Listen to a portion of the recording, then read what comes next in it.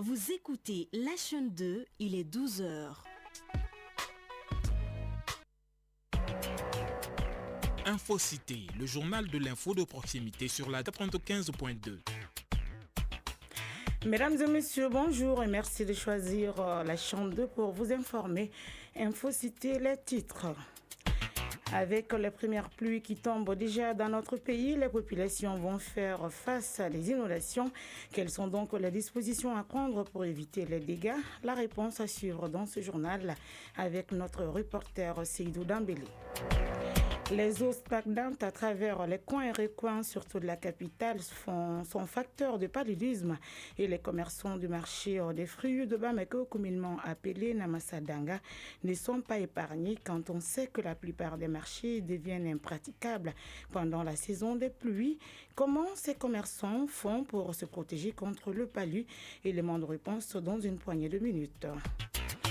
Le réseau prévient à travers le festival Mali Reggae et sensibilise les jeunes sur les conséquences des stupéfiants, notamment en milieu scolaire. L'objectif est de promouvoir la culture de la paix et le développement durable. Dans la page sport, on parlera de la 29e journée du championnat national de Ligue 1 qui a démarré hier. Toutes les rencontres se jouent cet après-midi à partir de 16h30. Mesdames et messieurs, une fois de plus, bonjour et bienvenue aux informations. Tout d'abord, le ministère de la Promotion de la Femme, de l'Enfant et de la Famille, à travers la cellule technique du Fonds d'appui à l'autonomisation de la femme et de l'épanouissement de l'enfant et l'ONG Qatar Charity, ont signé un mémorandum d'entente. Il s'agit de mieux prendre en charge les questions relatives à l'autonomisation de la femme et de la fille en multipliant les offres d'activités génératrices de revenus AGR. Le montant pour financer ces activités s'élève à plus de 40 millions de francs CFA. Depuis quelque temps, nombreuses sont les localités du Mali qui ont été arrosées par la pluie et ces pluies ont pour conséquence les inondations. Quelles sont les dispositions à prendre pour minimiser les dégâts? La réponse dans ce dossier signé Seydou Dambélé.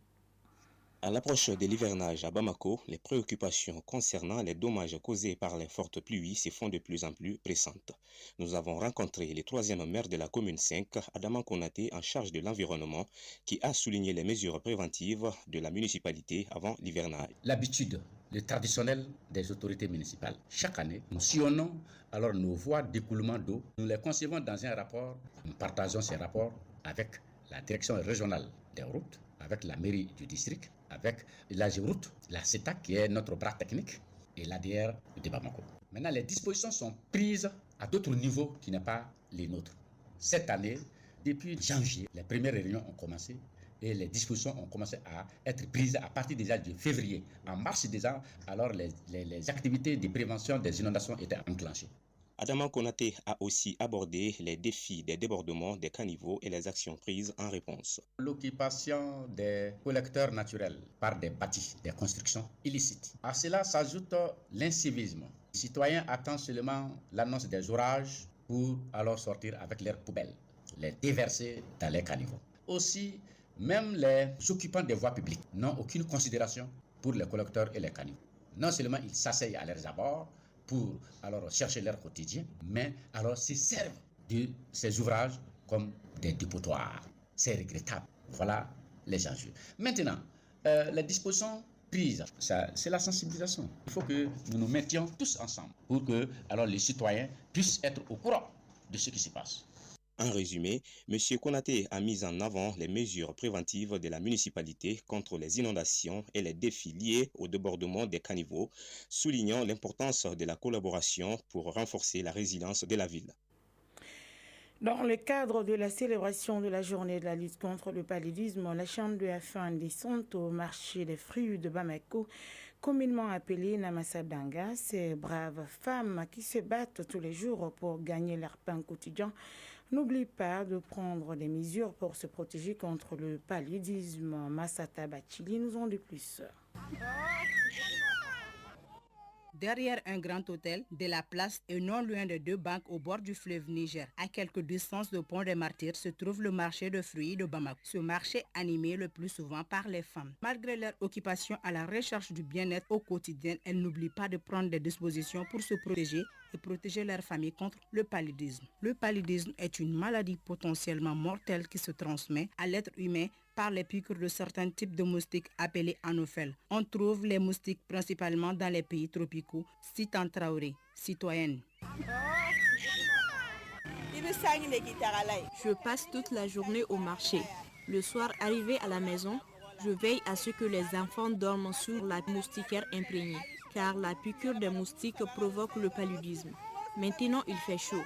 À l'intérieur, nous dormons dehors toujours sous les moustiquaires.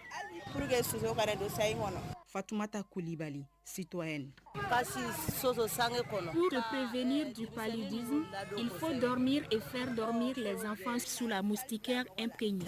Utiliser les insecticides et assainir les lieux. En cas de malaise, il faut se rendre à l'hôpital le plus proche. Cette interlocutrice a préféré garder l'anonymat. Nous parle également des mesures à prendre pour lutter contre le paludisme. On trouve le paludisme à travers les moustiques et la saleté. Alors, pour se protéger de la maladie, il est recommandé de dormir sous la moustiquaire imprégnée. En unissant nos efforts, nous pouvons ensemble éradiquer le paludisme et offrir un avenir plus sain à tous. D'une maladie à une autre, nous nous intéressons à l'herpès. Il s'agit d'une maladie contagieuse dont la transmission s'est faite par contact direct. Le diagnostic de cette maladie est le plus souvent clinique, mais peut être confirmé par un prélèvement là où apparaissent les lésions. Les détails avec Sabine Keita. L'herpès est une maladie contagieuse qui se manifeste par l'apparition de vésicules herpétiques sur le visage, la bouche ou la zone génitale, due au virus herpès HSV. Il se divise en 2 types. Professeur Yacouba Sissoko, spécialiste des maladies infectieuses au CHU du Point G. C'est une maladie due à un virus qu'on appelle herpès simplex virus. Et cette maladie, on peut répartir ça en 2 groupes. Il y a une maladie de l'appareil génital. Il s'agit dans ce cas d'une infection sexuellement transmissible, mais également d'une maladie qui peut se retrouver au niveau des orifices. Et cette maladie se caractérise surtout par des manifestations au niveau de la peau et des muqueuses, qui sont des petits boutons remplis d'eau, qu'on appelle des vésicules. Donc c'est contagieux. Selon le professeur Yacouba Sissoko, l'infection est due à la réactivation du virus HSV1 ou HSV2 et se transmet par contact direct. La maladie peut être diagnostiquée par un professionnel de la santé lors d'un examen clinique.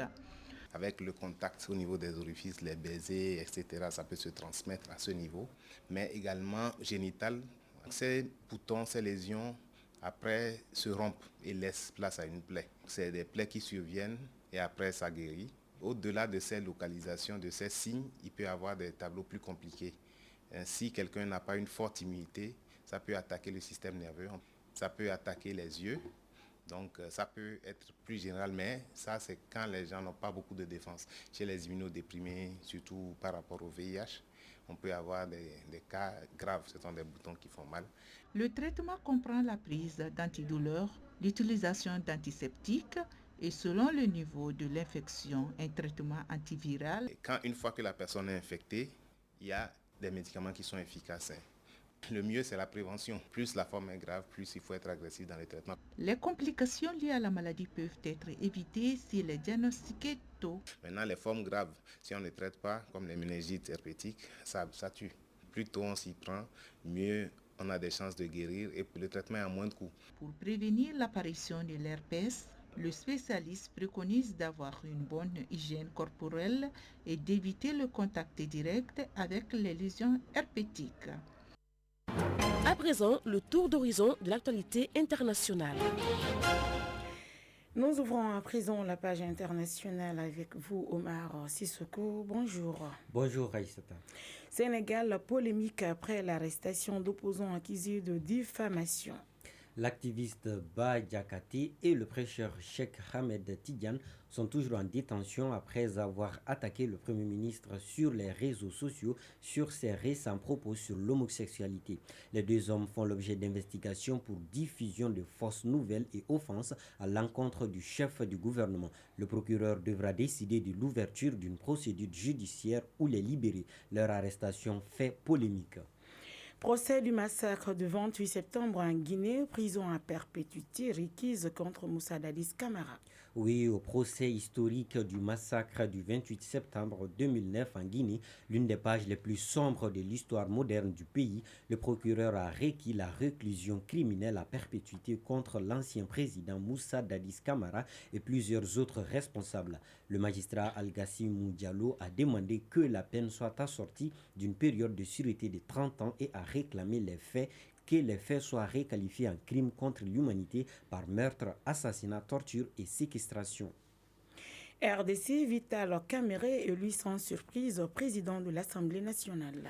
3 jours après l'attaque de son domicile lors d'une présumée tentative de coup d'État, Vital Kamerhe, ministre de l'économie dans le gouvernement sortant de la République démocratique du Congo, a été élu mercredi 22 mai président de l'Assemblée nationale. Un processus de sélection en avait fait l'unique candidat et son élection au perchoir lors d'une séance publique de l'Assemblée était une formalité. Vital Kamerhe, 65 ans, figure de la politique congolaise, retrouve un poste qu'il avait occupé de 2006 à 2009 sous la présidence de Joseph Kabila. Pour terminer, mort de Raïssi, le chef du Hamas aux obsèques du président iranien. Le dirigeant du Hamas, Ismaël Haniyeh, s'est rendu mercredi 22 mai à Téhéran pour assister aux funérailles du président Ebrahim Raïssi, du ministre des Affaires étrangères et des 6 autres personnes décédées dans un accident d'hélicoptère survenu dimanche. Lors de cette visite, le chef du Hamas, Ismaël Haniyeh, a présenté ses condoléances pour la perte subie par l'Iran avant que le guide suprême de l'Iran, l'ayatollah Ali Khamenei, lui déclare que l'élimination d'Israël était une promesse divine et qu'elle était réalisable. Merci Omar Sissoko pour toutes ces informations. Merci à vous, Ista. Retour à l'actualité nationale, 10e journée de sensibilisation des jeunes aux conséquences des stupéfiants, notamment en milieu scolaire, en vue de promouvoir la culture de la paix et le développement durable. L'initiative est à l'actif du réseau Préviant, sous l'impulsion du festival Malais Reggae. Le but est de contribuer à sensibiliser la couche juvénile à Stanso. 70% de la couche juvénile est dépendante des produits stupéfiants selon l'Office central des stupéfiants. Face à l'ampleur que prend le phénomène, le festival Malais Reggae a décidé de mettre le pied dans la fourmilière, cela pour sensibiliser les concernés face aux dangers qu'ils encourent. Amadou Ibrahima Traoré, président du réseau Prévient. Notre rôle est d'accompagner nos jeunes frères et sœurs d'une liberté épanouie, d'une liberté sans substance. Notre vigilance face aux addictions doit être permanente. Nous savons que les tentations sont nombreuses et que les dangers sont réels. C'est pourquoi nous encourageons sans cesse les alternatives saines et constructives qui nous permettent, à nous les jeunes, de nous épanouir sans recourir à des substances destructrices. Afin de mener à bien ce combat qui nécessite l'implication de tout un chacun, le réseau Prévient a pour cette occasion mobilisé une partie d'acteurs décidés à bouter les produits stupéfiants hors du Mali. Colonel Mariam Sagara, marraine. C'est une guerre contre quelque chose qui a miné le monde entier. Vous êtes en train de sortir du positif dans le négatif. Pourquoi? Parce que tout le monde pense que quand on parle de rassage, automatiquement c'est la drogue. Si vous arrivez à sortir les enfants de ces fléaux, je pense que c'est pour construire ce pays-là. Ceux qui vendent la drogue, c'est des puissances. Ils nous envoient à ces pauvres enfants et ils encaissent l'argent. Mais leurs enfants ne prennent jamais la drogue. Sidi Mohamed Samake, sociologue, président du réseau Sans Drogue. Les jeunes représentent 49% de la population. Si on prend 70% consommateurs, c'est environ 6 à 7 millions de jeunes. C'est un chiffre inquiétant. Ça nous concerne tous, que ce soit les parents, les organisations de la société, l'État, les partenaires, nous sommes tous concernés. Nous devons tous nous unir pour engager un véritable combat. Placée sous le signe « Liberté sans substance », cette journée de sensibilisation des jeunes sur les conséquences des produits stupéfiants, notamment en milieu scolaire, a été opportune pour sensibiliser les concernés à se désintoxiquer.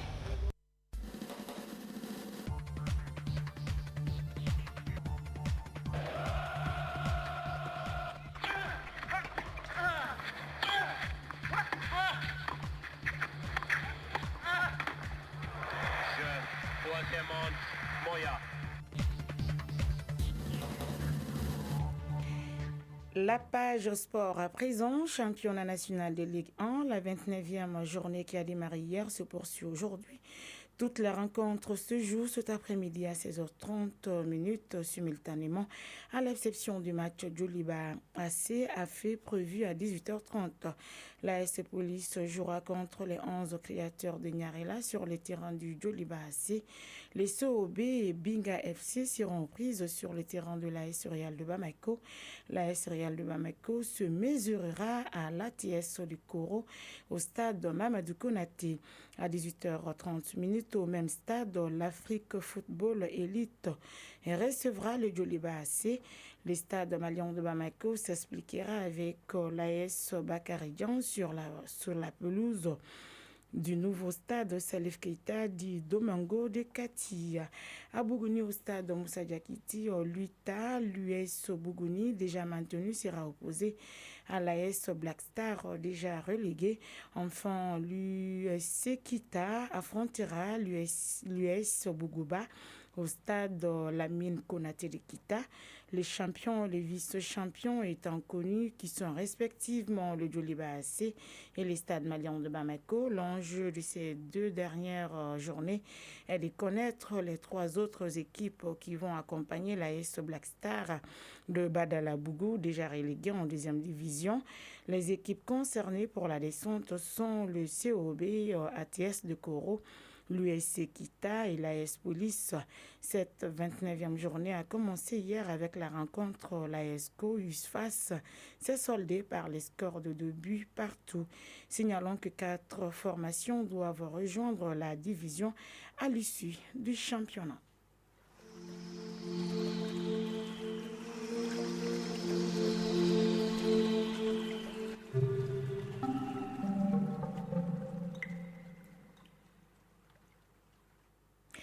La couleur du temps avant de boucler cette édition, le thermomètre affiche sur Bamako environ 33 degrés. La maximale attendue est de 38 degrés. Quant au soleil, il s'y couchera à partir de 18h52.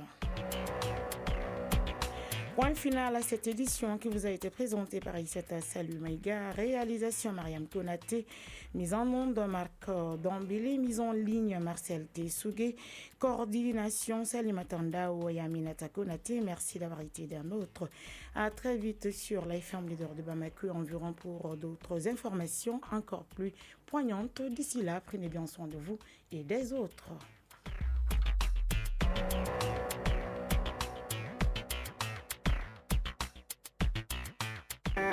La chaîne 2, 24 heures sur 24, la 95.2, à votre service.